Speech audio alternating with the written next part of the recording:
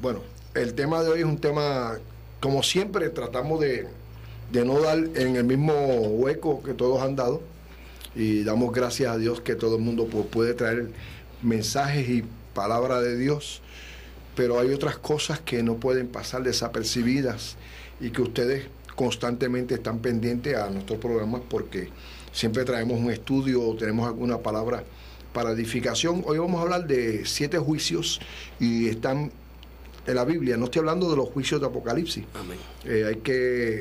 Hay que separar esto de una cosa, aunque nos pueden llevar, porque uno de los juicios es el juicio del trono blanco, ¿no? Que es el último que vamos a tratar. Que muchos de los temas que hemos tratado, Tomás, han sido por inquietudes, y estamos convencidos de que ustedes tienen muchas inquietudes. Miren, vamos a resumir.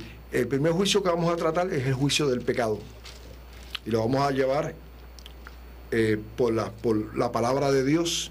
El segundo juicio es el juicio de la muerte. Ustedes saben que nuestro postrer enemigo en el libro de Corintios, Amén, nos habla que es la muerte, ¿no? Y la muerte va a ser echada en el lago de fuego. El otro juicio es el juicio de Satanás. ¿Sabes? Satanás ya está prejuzgado.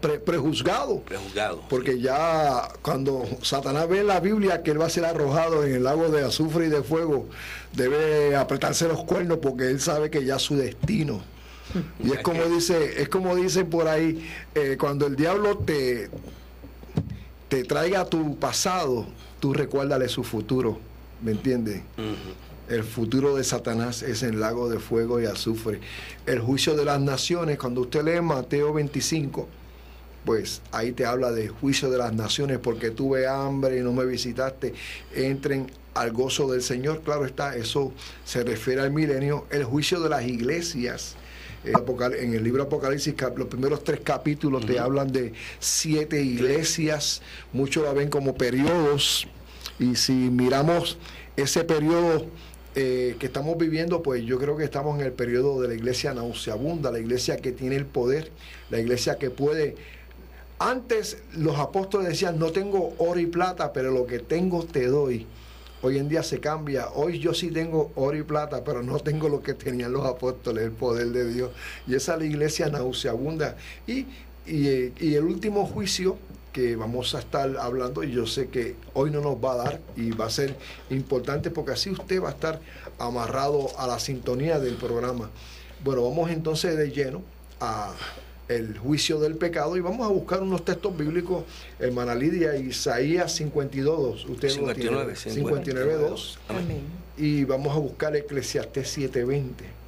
Es importante que entendamos que el pecado nace gracias y desgraciadamente en un árbol, y es culminado en un tronco, un tronco en el Calvario.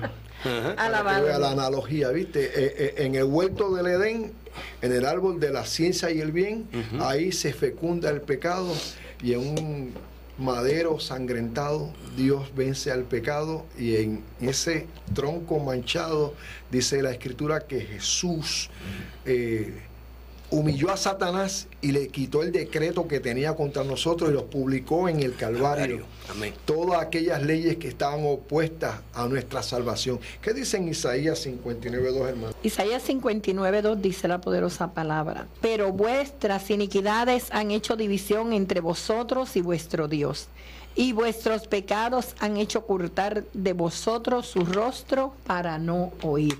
¿Y en Eclesiastés? 7:20 dice de esta manera: ciertamente no hay hombre justo en la tierra que haga el bien y nunca peque. Pues como vemos, para las personas que piensan que los errores son pecados y los pecados son errores, pues la Biblia llama pecado saber hacer lo bueno y no hacerlo. También pecado es transgredir, no llegar al blanco. Y importante es el pecado, es desobediencia, porque eso fue lo que ocurrió en el huerto del Edén. Dios le dijo al hombre y a la mujer que no hicieran, y ellos hicieron. Y allí mismo fue efectivo la solución al pecado, porque número 1, la consecuencia del pecado, la tierra fue maldita. Número, ya Adán no iba a recoger los frutos, ahora él tenía que cultivar los frutos, tenía que trabajarlo. Ya la mujer en un futuro iba a gozar de una procreación feliz, vas a parir con dolores, las consecuencias. Tus días van a ser, ya no van a ser alargados, van a ser acortados. La serpiente, que era la preciosidad del paraíso, porque era linda en colores, pues se convirtió en el símbolo más feo, el símbolo del diablo es la serpiente.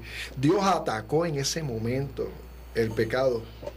Y el pecado, y es importante que entendamos, hermano, el juicio del pecado, el pecado como tal, Dios lo ve de esta forma. El pecado separa a Dios del hombre. Dios es tan puro y tan puro que no podía ver al hombre porque había una pared. Y para vencer al pecado, Dios amaba tanto al hombre, pero amar no bastaba.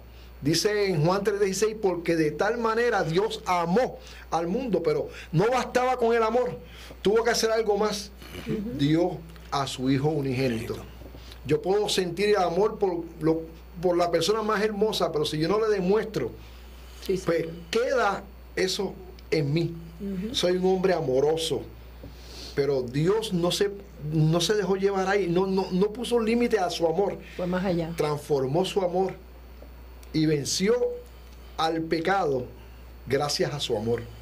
Por eso leímos, dice en Romanos 3:23, por cuanto todos pecaron y están destituidos de la gloria de Dios, fueron sacados.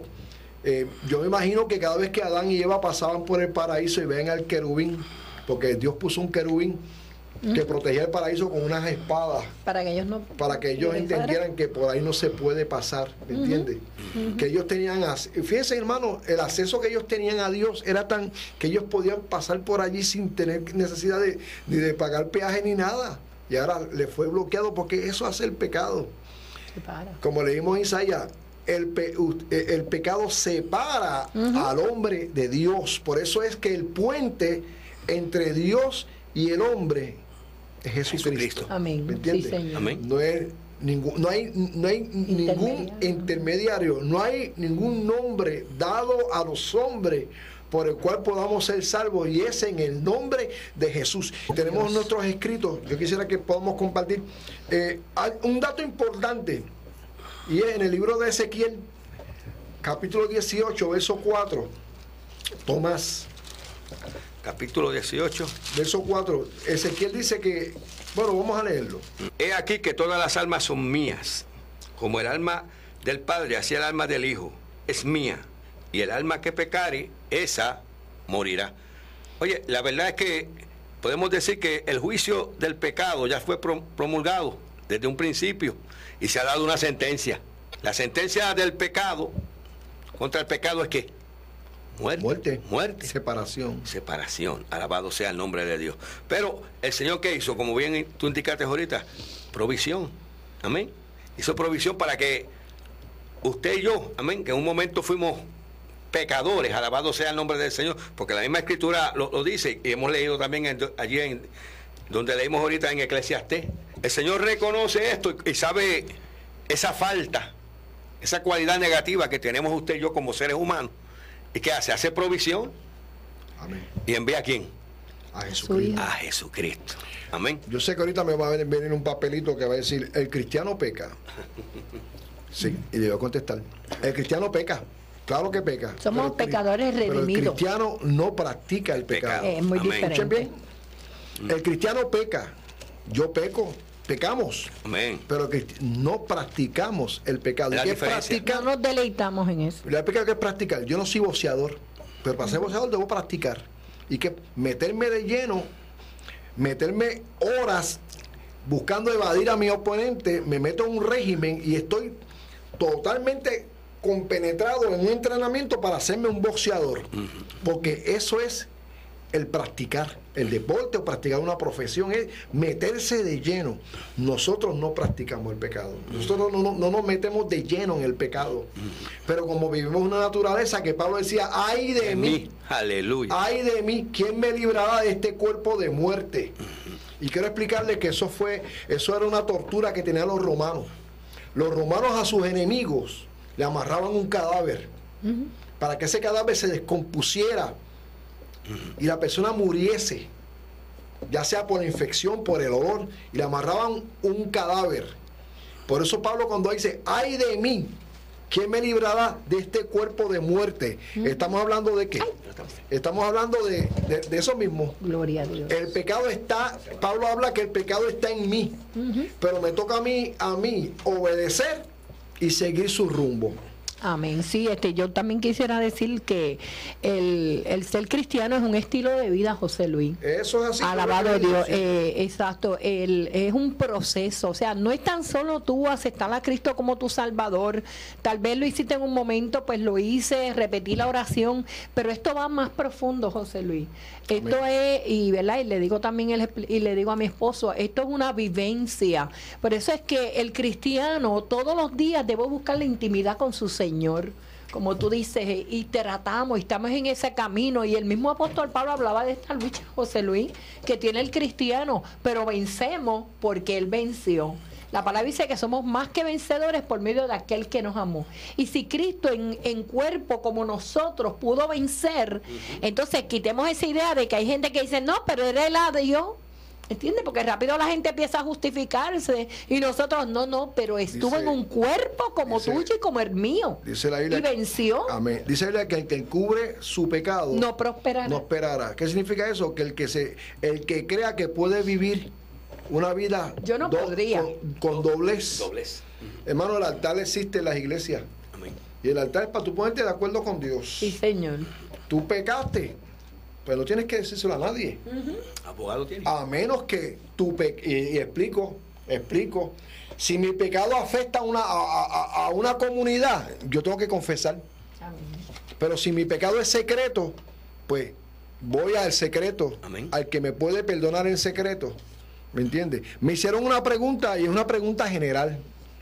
General porque me dice el hermano o la hermana, ¿cuál es la diferencia entre un error y un pecado?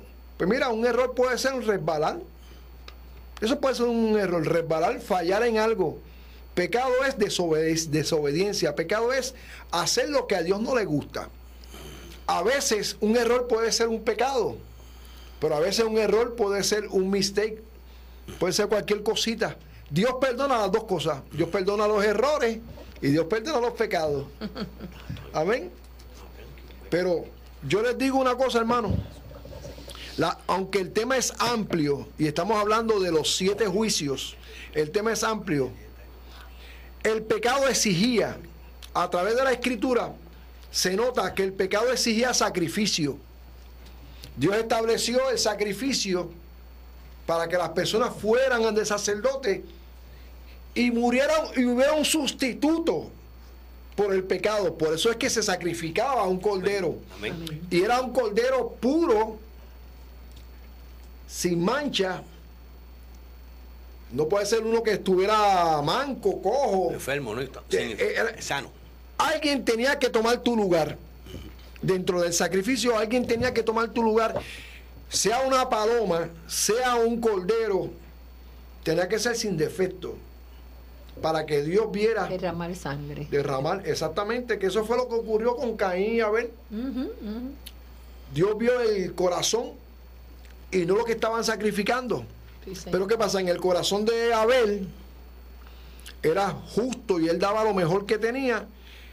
Y Caín, quizá lo que se acordaba religiosamente, porque ahí viene la palabra religión, religiosamente le iba a hacer un sacrificio, como una costumbre, como mucha gente tiene por costumbre ir los domingos a la iglesia. ¿Me entiendes? Porque cuando hablamos de religión, a veces pensamos que los católicos son religiosos. Miren, a veces los pentecostales son religiosos, los bautistas son religiosos, los metodistas son religiosos porque llevan un sistema de rutina dentro de la iglesia. Es más, por 20 años cantan los mismos coritos, por 20 años el mismo testimonio, por 20 años la misma bandeja de ofrenda, y ya tú ves que es una costumbre.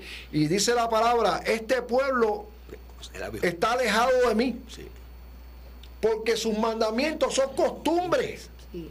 Y es cuando tu servicio a Dios es una costumbre, tienes un problema. Sí, Señor. Tienes un problema. Sí, Señor. Si Dios cada día nos da misericordias nuevas, no nos da la del año pasado.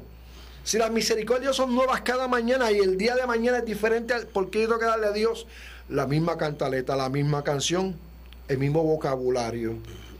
Si tú eres nueva criatura, ¿por qué tienes que darle cosas viejas a Dios? Cántico nuevo. Un cántico nuevo. Eso dice el salmista. Amén. Me sacó del lodo de desesperación y puso en mí ¿qué? Un cántico nuevo. ¿Me entiendes?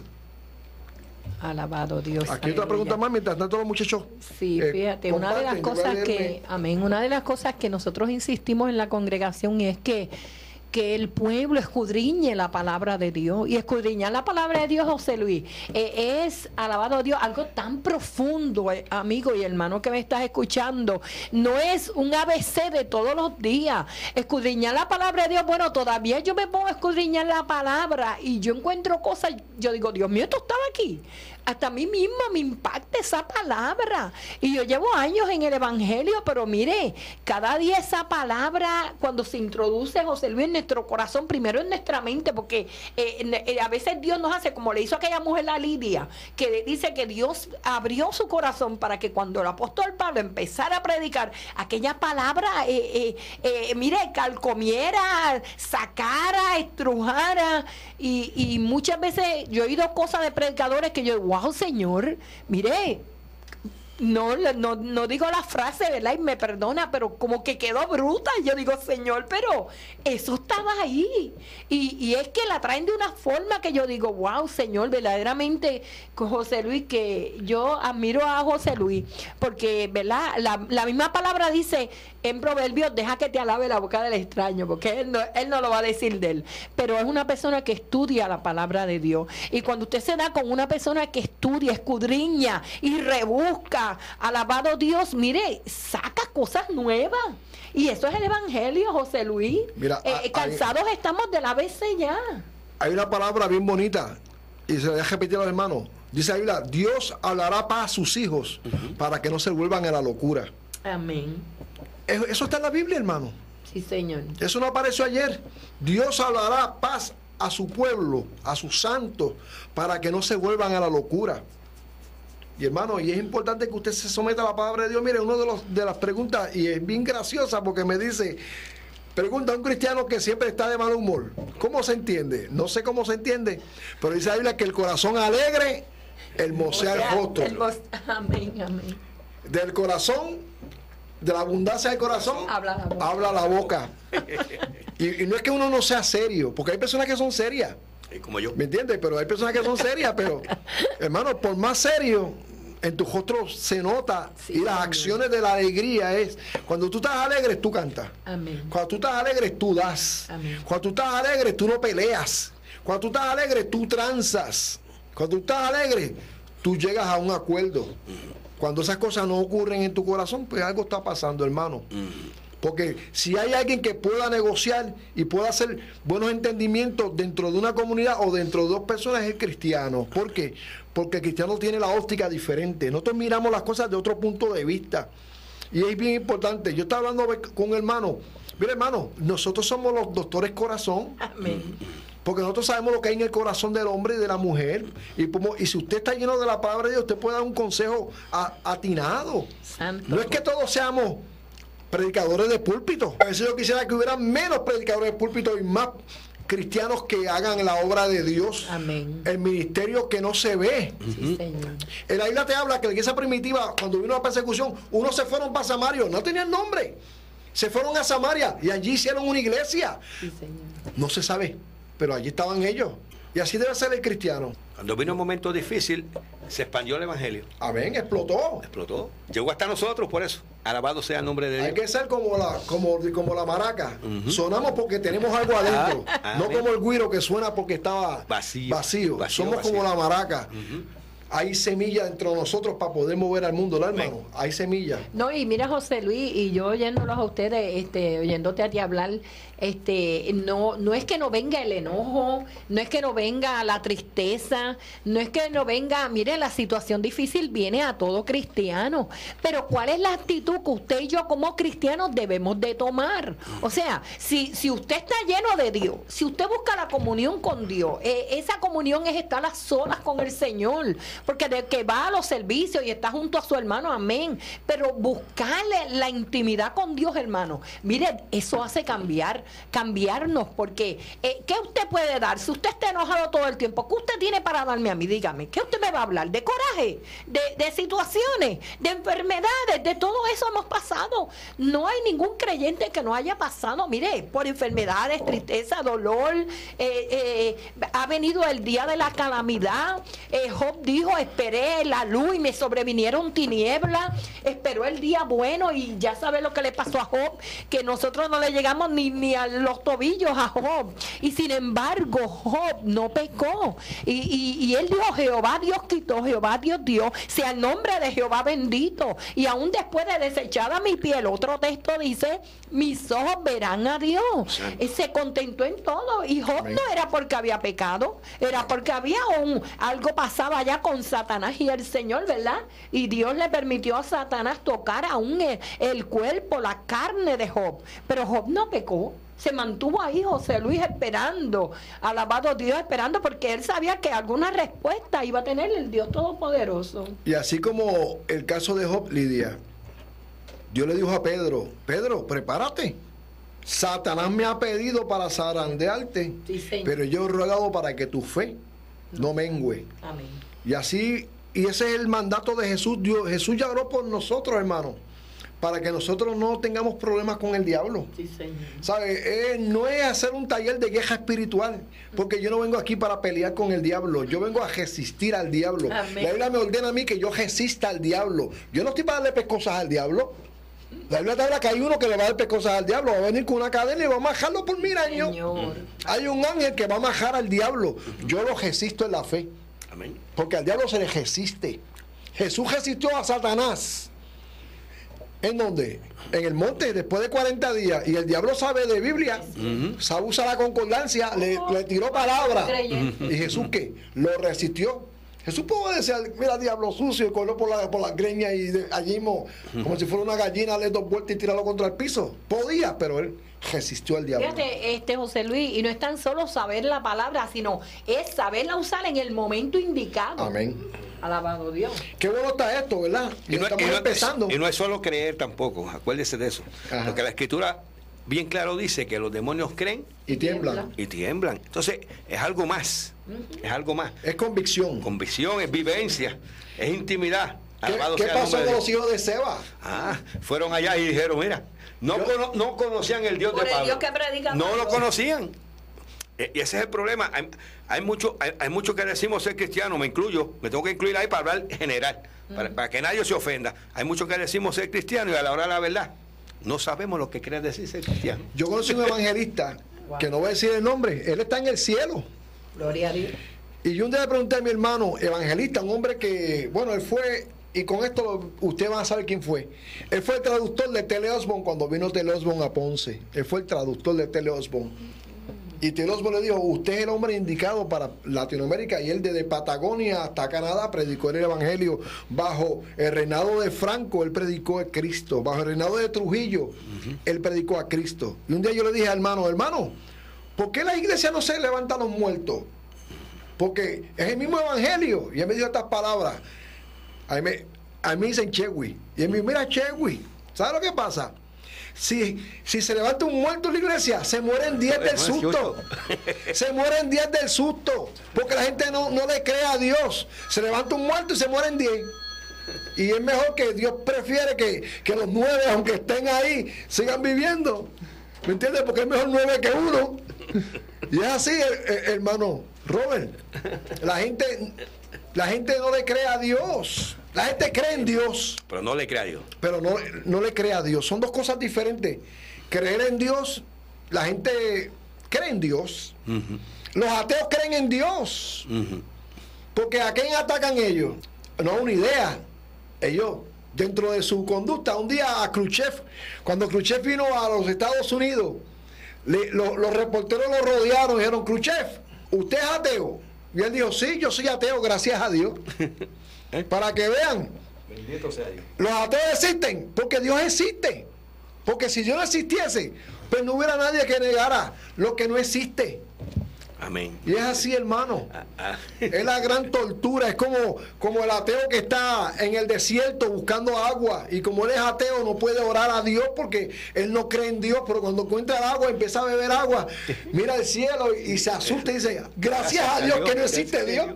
¿Tú me entiendes? Son las incongruencias que son chistosas, pero que es la realidad de la vida. Hermano, a veces el cristiano actúa de esa misma forma. A veces las cosas que Dios hace, tú las tomas por coincidencia. A veces Dios te hace cosas bonitas. Cada día Dios hace cosas bonitas y tú las coges como cosas normales. Como si las mereciéramos.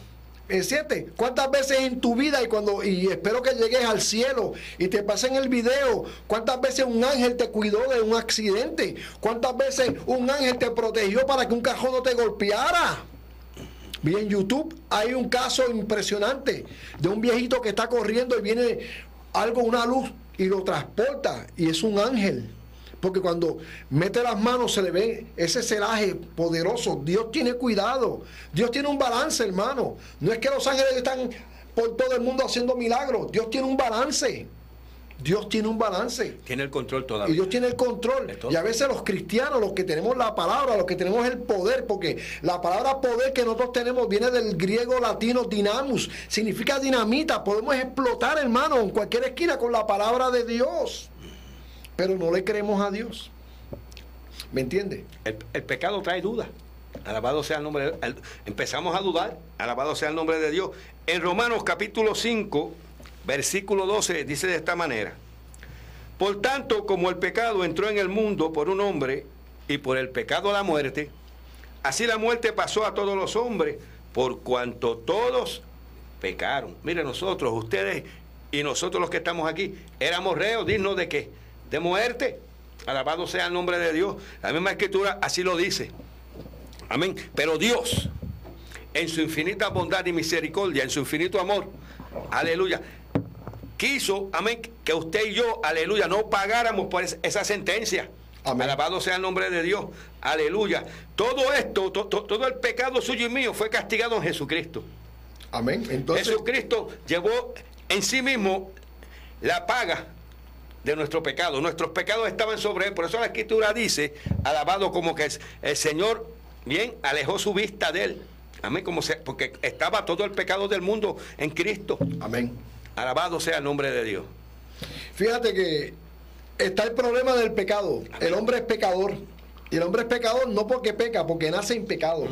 La naturaleza del hombre es hacer el mal. Eso dice la Biblia. Dios, cuando vio a la humanidad, Génesis 6, vio que continuamente el pensamiento del hombre, en aquella época que era diferente de esta época es peor. Y la gente pensaba continuamente en hacer el mal. Pero Dios no podía quebrantar su ley. Dios no podía tirar un polvo mágico. Sean salvados. Dios no pudo haber hecho, porque ya se había establecido desde Génesis capítulo 3, verso 15, que había un proceso para salvar al hombre, a la humanidad. Dios vistió al hombre con túnicas, implicando Amén. Que hubo un sacrificio, porque las túnicas no se consiguieron en Walmart. Dios tuvo que hacer un sacrificio para vestir al hombre. Luego el hombre se desviste, porque el hombre después se fue para las cuevas. Pero los primeros hombres estaban desnudos por la gracia de Dios. Pero cuando viene el pecado, Dios los cubre. Porque eso significa limpieza, cafar, cubrir. Perdonar significa cubrir. Dios cubre al hombre de su vergüenza. Adán y Eva recibieron las túnicas y fueron cubiertos. Pero Dios había una ley. Y esa ley establecía sacrificio. Dios tenía que cumplir dentro de la prerrogativa de lo que es la condenación universal del hombre, porque era todo el mundo, Tomás. Amén. ¿Sabes? Los africanos no son más pecadores que los puertorriqueños, no. Todos pecamos. Y así establece la escritura. Todos pecaron. Por eso cuando le trajeron a Jesús el problema de los que murieron en Siloé, porque siempre el hombre ha visto la desgracia como causa del pecado.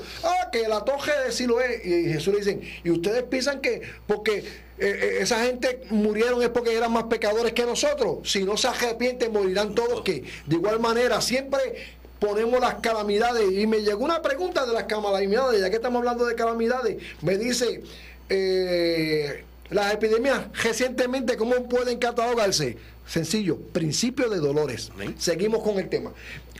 Entonces Dios tenía que establecer el punto. Por eso dice la Biblia, y lo dice Pedro, Dios estaba buscando el tiempo, la forma. Los profetas estaban profetizando una gracia que no estaba destinado para ellos. Muchos estaban profetizando, Isaías, Jeremías, sin saber la gracia. Isaías vio la gloria, vio su gloria y se gozó. Amén. Porque Dios se manifestaba. Se llama teofonía, para los que les gustan buscar las cosas bien bonitas. Teofonía es cuando Dios toma forma de hombre o de ángel. Se le llama el ángel de Jehová. Se le llama el hijo de los dioses que vio Nabucodonosor cuando vio a Sadrach, Mesach y Abednego dentro del horno de fuego. Entré tres y hay cuatro. Y aquel que está allí parece el hijo de los dioses. Ahí estaba Jesús. Y ya Jesús estaba alumbrándose. Cuando Sara se ríe, estaba Jesús ahí, ¿me entiendes? Era sombra de lo que todo estaba allí y Dios estaba marcando. Y el diablo estaba viendo porque el diablo no es ciego. Dios estaba marcando. Y ya Dios estaba diciendo, y allá le dicen que vendría uno de la simiente. Jesús habló de la simiente de la mujer. Amén. Y esa simiente fue preparándose, hermano. Fue preparándose. Y Dios añadía a esa simiente pecadores. Todos fueron pecadores. ¿Me entiendes? En la vida en el linaje de Jesús hay rameras, hay prostitutas, hay ladrones. En el linaje de Jesús hay tanta cosa. Si usted fuera a hacer el linaje de un rey, buscaría lo selecto, lo más lindo, la sangre azul, porque es un príncipe. En el linaje de Jesús había gente que no merecían. Rahab, estaba Ruth, estaban gentiles, había cuánta gente en el linaje de Jesús, implicando que Jesús vino para todo el mundo. Amén. Y cuando vino el cumplimiento de ley, como dice la profecía, Dios se hizo hombre. Entonces, sin quebrantar su propia ley, Dios, usando su propia ley, por medio de los profetas, profetizado desde 700 años antes de su nacimiento, Dios dice que va a venir un niño, que un niño va a ser nacido, y después da el nombre Emanuel, Dios con nosotros. Y establece Dios una agenda, porque Jesús siempre caminó, hermano. Jesús caminó siempre por la agenda. Amén. Usted busca las profecías. Cuando Jesús muere en la cruz del Calvario, 790 profecías fueron cumplidas literalmente. Todas eran mesiánicas. Son profecías que hablaban del Mesías. Dios se cuidó. Y dentro de esa perspectiva, Dios no dejó nada al azar, al extremo. Cuando Jesús muere, va al infierno. Y allí estaba el paraíso. Y Dios fue allí y les predicó a los espíritus encarcelados. Y se llevó cautiva, la cautividad se llevó al cielo, hermano. El paraíso. Dios no dejó nada al azar. Dios vence al pecado. Dios juzga al pecado. Todo lo completo. Para Aleluya. que el pecado, hermano, no te destruya. Recuerda, mientras estemos en este cuerpo de muerte, vamos a morir. Pero establece se establece un precedente bonito. Y ese precedente lo trae Pablo. No todos moriremos. No todos moriremos. Pero todos seremos ¿qué? Transformados. Porque carne ni sangre heredarán el reino de los cielos. Amén. Así aún los espíritus que están en el trono de Dios, en el paraíso de Dios, vendrán a recoger sus cuerpos, hermano. No se sabe cómo, pero Dios va a hacerlo. Va a ser como la alcacelser. Nadie sabe cómo sana, pero la alcacelser hace milagros. Dios va a hacer algo milagroso. Los cuerpos desintegrados, los cuerpos que han sido calcinados, los cuerpos que han sido mordidos por animales, devorados por ballenas, por tiburones, los cuerpos que fueron electrocutados, todos esos cuerpos de creyentes, murieron en el Señor. De creyentes, los que quemó Nerón y los hizo antorchas humanas en su patio tocando el arpa. Todos esos cuerpos vendrán y se van a restaurar y serán nuevos. Y a la final trompeta, a la primera trompeta, los muertos en Cristo. Hemos establecido que son dos trompetas. Y el orden. Y el orden. El primero, el primer trompeta se van los muertos. A la final trompeta, a la segunda, los muertos en Cristo resucitarán primero. Luego nosotros, como dice Pablo se incluía en el rapto, hermano. Y es importante. Dios vence a la muerte, hermano. Y qué bueno, porque no hemos llegado ni al segundo, ya estamos en el primero y ya se está acabando el tiempo. Significa que este estudio va a estar bien sazonado para la semana que viene, hermano. Verdaderamente. Sí. ¿Qué me dice Lidia? Alabado Dios, aleluya. No, yo oyendo todo esto, verdaderamente que todo esto hay que traerlo a la iglesia, o sea, a las congregaciones, José Luis, porque hay gente viviendo el evangelio, un evangelio que se han conformado, ellos se conforman con ir al templo, con 2 o 3 cánticos, pero esto va más allá. Cuando empezamos a adorar a Dios, que la adoración es tan importante, hermano José Luis, yo veo como los hermanos, muchos se aguantan, no, como que no se sienten libres, y yo le digo, mire hermano, gócese en la adoración. Si ellos supieran el poder, y perdona, no me estoy desviando del tema, no. pero estas son las situaciones. Yo como pastor y mi esposo, ¿verdad?, que estamos ahí pastoreando, nos damos cuenta de cómo hay gente que dan 3 pasos para adelante y 5 para atrás. Y yo le digo al Señor, ¿pero qué está pasando con los hermanos? O sea, entonces usted ve que yo no estoy hablando de todo, porque siempre hay un remanente. Aún la misma palabra habla de ese remanente. Pero aprendamos a gozarnos desde que lleguemos al templo. Mire, hermano, no, como dice mi esposo, estaba diciendo antier, que no hablemos con el hermano, no, lleguemos al templo con acción de gracia, como dice la palabra, y adorar a Dios y sentir ese gozo. Es que yo me gozo, José Luis, cuando llego a la casa de Dios. Alabado Dios, aleluya, porque yo sé que yo voy a buscar algo nuevo, algo fresco. Dios me va a hablar. Yo le voy a dar la parte mía que me toca como adoradora que soy. Aleluya. Y a mí siempre en la palabra encuentro algo nuevo. Y hay gente que tú le preguntas, ¿cómo estuvo el culto? Pues regular. No. Regular estuvo usted porque yo me gocé. ¿Entiende? Ellos son. Yo me alegré con los que me decían. A la casa de Jehová iré. Y hoy en día, los que en la guagua saben cómo vienen los hermanos, con cara, amanecidos. Sí. Vienen a cumplir un horario. Y si el pastor predica 15 minutos después de las 12, están con caretas, reprendiendo. Wow. ¿Qué van a hacer después del culto? No sé qué van a hacer. Pero lo que va a hacer fuera del culto no va a ser tan edificante como lo que hay en el culto. Y desgraciadamente hacemos agendas. Sí. Los cristianos hacen agendas aún para ir a la iglesia y salir de la iglesia. A veces la iglesia es un punto de reunión para verse con el pana. Sí, Señor, que no debe para ser. Para hablar bochinches de la vecina. No debe ser. Hermano, entonces tú dices, ¿por qué Dios no me sana? ¿Por qué Dios no me escucha? Porque la iglesia se convirtió en almacenes de santos. En almacenes, no en el templo de Dios. La gran diferencia es la actitud que usted tiene cuando viene para la iglesia. ¿Qué usted va a hacer en la iglesia? ¿A qué usted va a la iglesia? ¿Sabe? La Biblia no hay un orden de culto. No, señor. ¿Sabe? La iglesia de hoy en día, la iglesia moderna, hay un orden de culto, hay un sistema.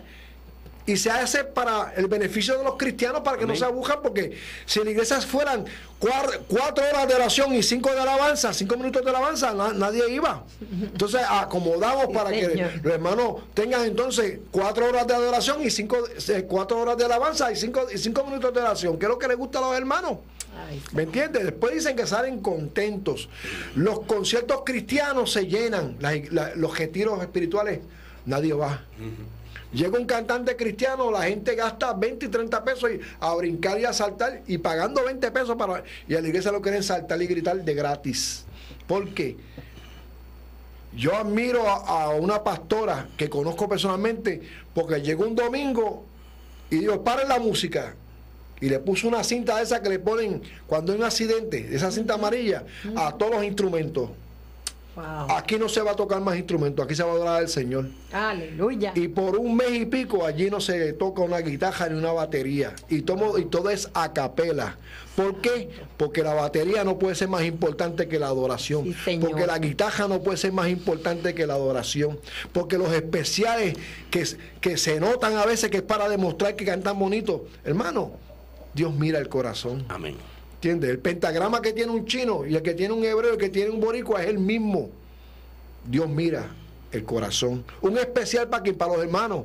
Porque si el especial fuera para Dios, usted se metiera con Dios. Sí, Señor. Que cuando usted cantara, se sintiera la presencia de Dios. ¿Me entiende? Después dice, hermano, lo mejor para Dios y lo malo para ustedes. Y a veces eso no ocurre porque no llega nada para Dios. Porque lo que hay es, vamos a tocar la guitarra bien bonito y vamos a cantar boleros cristianos bien chéveres, cejamos los ojos. Hermano, a Dios no se puede engañar. Y dice la Biblia que Dios no puede ser burlado. Lo que el hombre sembrare, eso cosechará. Sí. Alabado Es triste, hermano. Amén. Nos estamos dando cuenta que el hombre... Amén. Y hablamos con aquellos, alabado sea el nombre de Dios, que en esta hora todavía no han podido reconocer, aleluya, que el sacrificio de Cristo en la cruz del Calvario cubre tu pecado, redime tu pecado. Y es tiempo que tú lo comprendas así, amigo que me escucha, que vives apartado de Dios, aleluya, que estás convencido, amén, que Jesucristo es la respuesta a tu vida y a tu problema, pero no te quieres convertir a Él. Vas a la iglesia convencido, pero no te has convertido, alabado sea el nombre de Dios. Por eso vemos todas estas situaciones que estamos hablando en esta hora, en los diferentes templos, y esto es generalizando porque es en todos los templos, alabado sea el nombre de Dios. Amén. Y es tiempo que nosotros, la iglesia del Señor, despertemos. Amén. No es tiempo para estar jugando al cristiano. No es tiempo, aleluya, para estar perdiendo el tiempo. Es tiempo de acercarnos más a Dios. La Escritura dice, si nos acercamos a Dios, Él se acercará a nosotros. Alabado sea el nombre de Dios. Usted quiere tener un culto explosivo donde se manifieste el poder del Espíritu Santo. Dele el primado al Señor. Dale el primado. Atrévete, haz algo nuevo. Amén. Bendito sea el nombre de Dios. Todos los avivamientos empezaron con una o dos personas que se atrevieron. Ningún avivamiento empezó con más de 10 personas. No. Una viejita en un condado sintió un deseo de orar y se fue a un establo a orar, hermana Lidia.